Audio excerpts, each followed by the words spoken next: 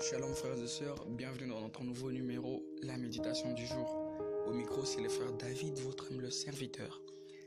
Et la méditation d'aujourd'hui, nous allons la tirer du livre de Jean, dans Jean 14, 27. Nous lisons donc la parole de Jésus. Je vous laisse la paix, je vous donne ma paix, que votre cœur ne se trouble pas. Je vous laisse ma paix, je vous donne ma paix, que votre cœur ne se trouble pas. Parole de Jésus-Christ. Nous allons parler de la vie selon Dieu.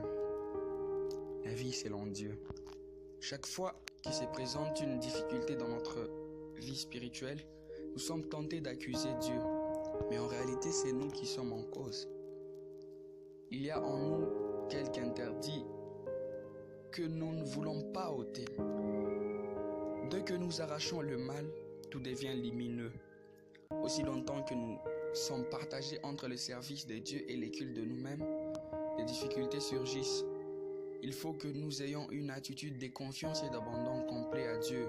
Alors, rien ne nous empêche d'avoir une vie sainte. Les difficultés surviennent lorsque nous voulons usurper à notre profit l'autorité du Saint-Esprit. Toutes les fois que nous obéissons à Dieu, il marque son approbation en nous donnant une paix profonde. Ce n'est pas une paix selon le monde, c'est la paix de Jésus. Lorsque vous n'avez pas cette paix, attendez-la avec confiance ou cherchez la raison pour laquelle elle est absente. Si vous agissez par emballement ou par point d'honneur, la paix de Jésus ne vous sera pas donnée. Il n'y a en vous ni simplicité ni confiance en Dieu parce que l'esprit de simplicité est engendré par le Saint-Esprit et non par notre volonté.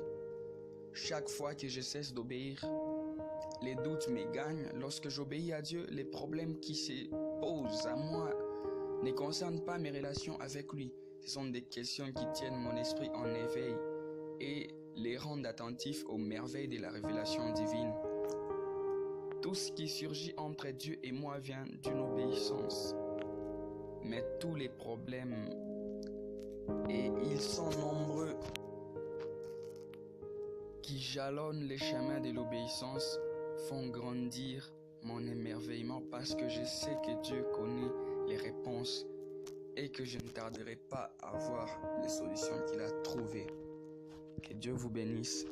C'est la fin de la méditation d'aujourd'hui. J'espère bien vous trouver dans notre prochain numéro, la méditation du jour. Que Dieu vous garde.